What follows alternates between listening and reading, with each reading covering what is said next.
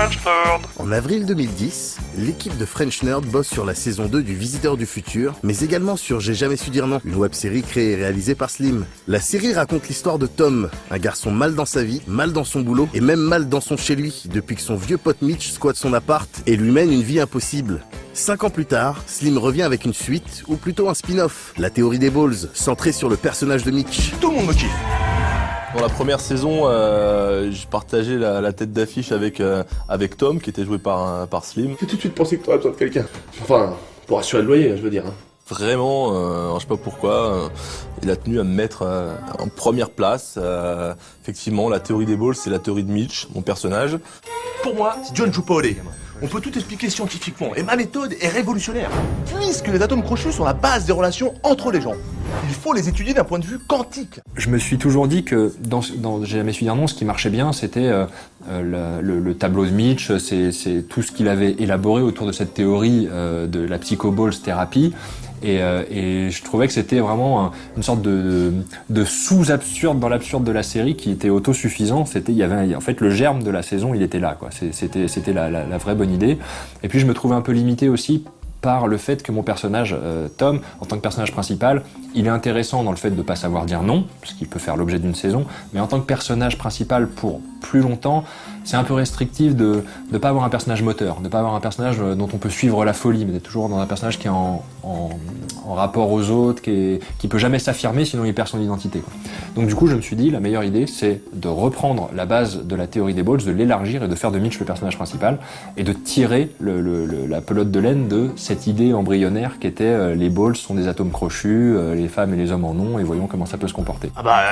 Quand j'ai su que tu bossais dans une maison d'édition, je me suis dit que ce serait bon pour ta carrière d'éditer ma théorie. Mon personnage, Mitch, il me change complètement, mais complètement de mon personnage de Matteo dans Le Visiteur, où j'étais toujours avec des grosses boots de sécu, en mode mercenaire, des armures, quoi que ce soit. Là, Mitch, il est au boulot. Donc d'accord, on est dans une grosse boîte, mais lui, il bosse des contracts. Il pense que c'est mieux pour le taf. L'important dans mon boulot, c'est d'être proche des gens. Fin août 2014, toute l'équipe est réunie pour 2 semaines de tournage. Fais-le avec les deux mains, ouais, qu'on voit bien. La série est enfin sur les rails, et ce projet, Slim le portait depuis plusieurs années. En fait, la théorie des balls, ouais, c'est le projet qui m'a pas lâché et qui en même temps m'a fait éprouver beaucoup de culpabilité parce que j'arrivais pas à le sortir. C'est-à-dire que après que j'ai eu fait la saison 1 de J'ai jamais su dire non, je savais quelle charge de travail ça représentait et je savais qu'il était impossible de reproduire ça dans les conditions de la saison 1. Parce que bosser jusqu'à 3h du mat, quand on bosse le lendemain, etc., les gens ne seraient plus disponibles et j'ai pas envie de les user en plus. Et puis, tant qu'à faire, ils ont travaillé bénévolement sur toute une saison, autant qu'ils soient payés sur la suite. Donc ça faisait partie de l'envie de faire mieux en termes d'histoire, en termes de jeu, en termes de montage, en termes de technique, donc globalement, mais aussi en termes de moyens de production et de rétribution pour les gens. J'avais envie que ce soit un peu un tout. Il s'est passé, 4 ans, donc on essaie de mettre un peu la barre plus haut, tout en gardant l'authenticité de la saison 1, quoi. On a pris un vrai kiff sur la saison 1. Et donc ouais, j'espérais. Mais bon, Slim nous a toujours laissé entendre que c'était un peu son fil rouge, son fil conducteur. Donc on gardait... De ce spin-off, en fait, autour de Mitch, m'a un petit peu expliqué la thématique, la physique quantique, tout ça, c'était des sujets dont on avait un peu parlé en délirant et ça lui tenait à cœur de faire un truc là-dessus, mais c'était assez abstrait. Puis voilà, quand on se retrouvait sur des événements, il m'en parlait un petit peu plus à chaque fois, sans trop me dire voilà, c'est presque, sans avoir vraiment d'éléments concrets en fait. Puis à un moment donné, ça s'est concrétisé et puis j'ai jamais été vraiment en attente de la suite. Je savais que ça se ferait quand ça pourrait se faire. Et vu comment ça évoluait pour toute l'équipe, j'avais pas vraiment de doute sur le futur de J'ai jamais su dire non. Slim a donc réuni son équipe des premiers jours, en retrouvant tout le cast bien sûr, et en intégrant de nouveaux personnages, comme par exemple le marmonneur onaniste joué par Raphaël Descraques. Dans la vraie vie, on est dans un bureau d'Endemol, où on a tout un étage libre. Ouais, dis donc, qu'est-ce que c'est? Qu'est-ce que j'ai dit tout à l'heure sur les yeux, tu vois? Et oui, nous sommes bien dans les bureaux d'Endemol, car même si l'équipe est quasiment la même, les moyens sont bien différents. On a repris un peu la formule, sauf que il y a une vraie équipe technique, les bureaux sont plus grands, plus spacieux, on ne tourne pas que le dimanche en l'occurrence, et ça ressemble à un vrai tournage produit, voilà. En revanche, l'équipe est à 90% la même, et on s'éclate toujours autant. Alors si c'est pas ça, c'est Muso et Bill Bocafissa. On a commencé avec des bouts de ficelle et au final, ça a vraiment buzzé, ça a plu et ça a super bien évolué. On a pu poursuivre grâce justement à l'ampleur que ça a pris, quoi. On tournait chez Slim essentiellement la première saison il y a 4 ans maintenant. C'était vraiment petit comité, il y avait juste un preneur de son, un cadreur, nous deux. Et là, ça y est, c'est la révolution. 4 ans après, je pense notamment grâce à tout ce qu'a fait Slim avec François, etc. En fait, il a de la réplique. C'est assez génial de se dire qu'on fait une web-série financée par une énorme société et ça reste un truc de potes avec du Mathieu, du Chris, du Lenny, etc. Et c'est ça qui est incroyable en fait, c'est de se dire que on n'a pas trop de différence au niveau des comédiens, c'est juste qu'on regarde autour de nous, il y a 10 fois plus de monde, quoi. Ouais, c'est sûr qu'entre la saison 1 où on était vraiment entre nous, enfin voilà, le maquillage c'est Slim qui nous maquillait, c'était principalement des potes en fait. C'est vrai que là on arrive sur une production qui est vachement plus importante.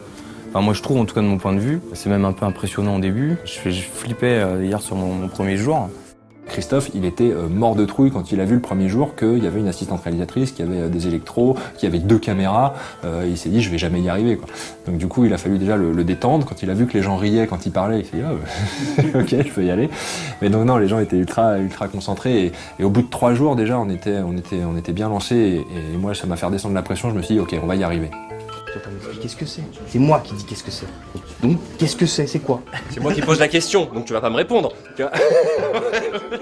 C'est débile. J'ai senti que les gens étaient tous derrière le projet. Ça leur faisait plaisir de tourner ça dans ces conditions.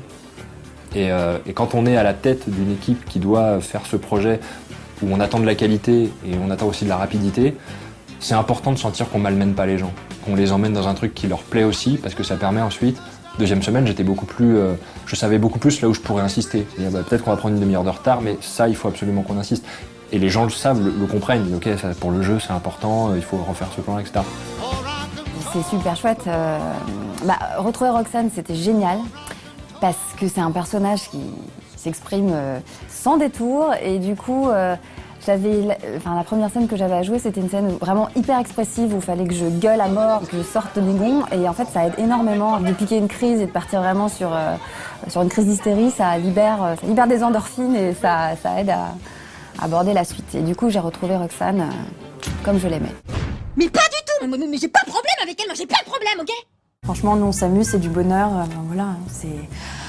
En plus, ce qui est bien, c'est que cette année aussi on chante, on a enregistré une chanson, j'ai enregistré un rap avec Roxane.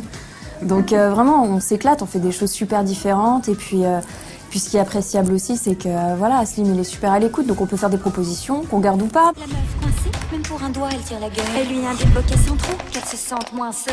La théorie des balls est donc produite par un intervenant inattendu, la société en démol. Oui, vous savez, la Starac, Secret Story, tout ça.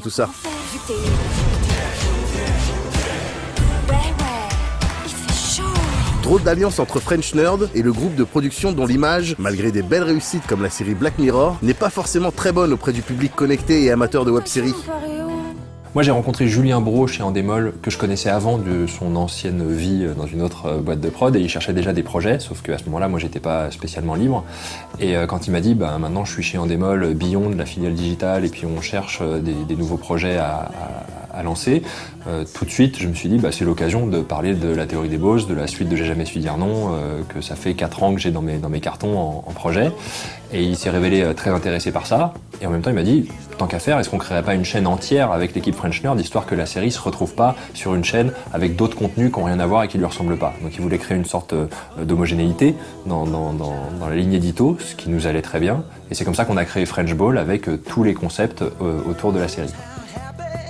Là, c'est cool de se dire que tous ensemble, avec French Nerd, on s'occupe d'une chaîne entière, quoi. Donc c'est à nous de se creuser la tête pour qu'un truc sorte par semaine. Ça va être intéressant. Bon, on va faire un truc. Là, maintenant, tu vas fermer ta gueule. Mais à partir de là, Jamais j'aurais pu penser qu'une grosse société allait nous donner carte blanche pour faire des vidéos dans lesquelles en plus ils savent même pas ce qu'on va faire. Ils nous disent allez-y, amusez-vous, faites un truc qui vous semble cohérent et tout. Et maintenant, ce qui est cool, c'est qu'on a suffisamment travaillé entre le Visiteur du Futur, les opérateurs, tout ce qu'a fait Raph avec Lionel Moustache, pour que maintenant les gens nous disent allez-y, au moins pendant 1 an, allez-y. Après on verra. Sophie, est-ce que vous pouvez... Vous écoutez aux portes, Sophie ? Donc là, si on va avec Endemol, c'est parce qu'il nous offre un cadre qui nous permet de faire tout ce qu'on veut, sans restriction artistique. Ils nous font confiance. Et ça se passe très bien parce que on a un cadre financier et une structure légale, et puis des gens qui nous aident. On a toute la partie production qui encadre ce qu'on fait, qui nous apporte de l'aide à tous les niveaux, sans avoir de regard ni de censeur. Aucun. Donc vraiment, ce qu'on fait, c'est exactement ce qu'on voulait faire. Donc on est responsable de ce qu'on produit. Action. Mais les moyens ne font pas tout, car il a fallu quand même boucler les 10 épisodes en 10 jours de tournage, soit 7 à 8 minutes utiles par jour.